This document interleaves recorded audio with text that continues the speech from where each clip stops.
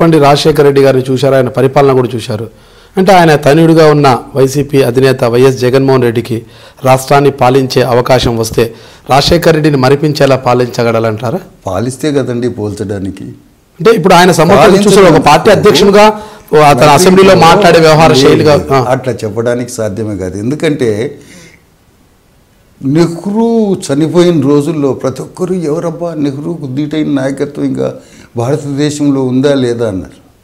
కానీ ఆయన కూతురు వచ్చింది, ఏదో తండ్రి చాటు బిడ్డగా వచ్చినారు, ఆయన మీద గౌరవంతో ఆమె చేసినట్లే అనుకున్నారు. కానీ తండ్రిని మించిపోయింది. ఏది భారతదేశ రాజకీయాల్లోనే కాదు, అసలు అంతర్జాతీయ రాజకీయాల్లోనే పేరు ప్రతిష్టలు భారతదేశానికి తెచ్చిన మహాశక్తిగా నిలిచిపోయింది ఇందిరాగాంధీ. కాబట్టి మనం ఎట్లాని పోల్చడానికి రాజశేఖర రెడ్డి కంటే పెద్దోడు కావచ్చు, రాజశేఖర రెడ్డి మాదిరి చేయలేక ఫెయిల్ కావచ్చు. ప్రస్తుతం ప్రతిపక్ష నేతగా ఉన్న ఇప్పుడు ఒకటి వాస్తవం, ఒకటి ఊహ. ఊహను వాస్తవాన్ని కంపేర్ చేయడానికి ఎట్లా సాధ్యమవుతుంది? ఇప్పుడు రాజశేఖర రెడ్డి పాలన చూసాం, జగన్మోహన్ రెడ్డి పాలన అనేది ఊహించుకోవాలి. ఊహించుకున్న దాన్ని వాస్తవానికి పోల్చుకోవడం అనేది ఎట్లా సాధ్యమవుతుంది? అది చెప్పినా ఏదో మెరమెచ్చు మాటల కోసం నేను ఆ పార్టీలో ఉన్నా జగన్మోహన్ రెడ్డి గారు మెచ్చుకోవడానికి చెప్పాల్సిందే తప్ప అందుకు తప్పితే అది సరైన పోలికగా నేను అనుకోను. భవిష్యత్తును పక్కన పెడితే ప్రస్తుతం జరుగుతున్న విషయాలు రాష్ట్ర ప్రభుత్వం వైఫల్యాలను ఎండగట్టడంలో జగన్మోహన్ రెడ్డి సఫలీకృతుడవుతున్నారని మీరు భావిస్తున్నారా? As an opposition, let me tell you frankly that he is a failure.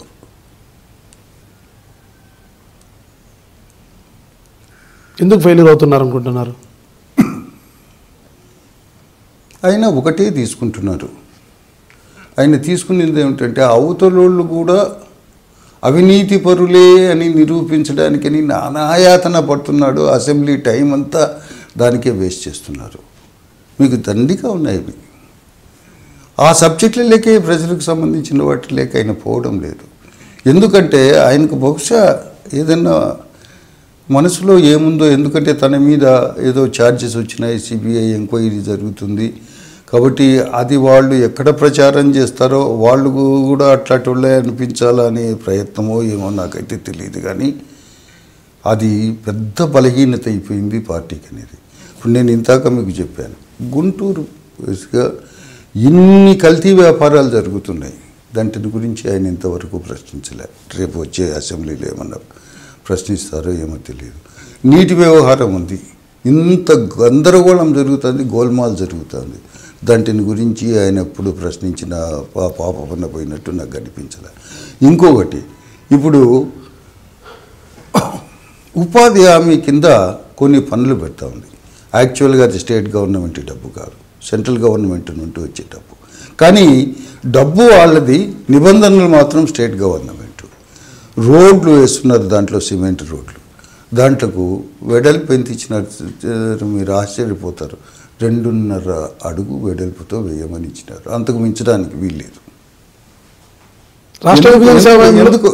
ఎందుకు పెట్టినారు అది తెలిసిన? మీరు పాత కాలంలో పాత ఊర్లలో చిన్న చిన్న సందులు తప్ప పాత ఊర్లలో మెయిన్ రస్తాలు కూడా అంత చిన్నవి ఉండవు. ఎందుకంటే ఎద్దుల బండ్లు పోవాలా, 2 ఎద్దుల బండ్లు దాటుకోవాలా, ఎందుకంటే చొప్పావి వేసుకున్నప్పుడు లోడ్తో ఉన్న బండ్లు దాటుకోవాలా. కాబట్టి ప్రధానమైన రహదారి అనే వేలకు వెడల్పుగానే ఉంటుంది. మరి 12.5 దాంతో ఏం చేస్తాడండి? ఎందుకు 12.5 పెట్టినారు? రేపు నీకు ఈ ఇయర్ ఎండింగ్ అంతా లెక్కలు చెప్పుకోవాలా.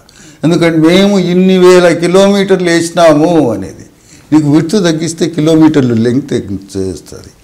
కానీ కనీసం అపోజిషన్లో ఉండేవాళ్ళు లెంగ్త్ కాదయ్యా, నువ్వు ఎన్ని స్క్వైర్ మీటర్స్ వేసినావు అనేది మాకు చెప్పు అనేది ఎవరన్నా అడుగుతున్నారండి? స్క్వైర్ మీటర్స్ అనే వేలకు నీకు వెడల్పు కూడా లెక్కలేక వస్తుంది. ఆ వెడల్పు లెక్క స్క్వైర్ మీటర్స్ లెక్క తీసుకునేందుకు చంద్రబాబు నాయుడు ఫిగర్ అని కిందికి పాతాళం లేక పడిపోతారు.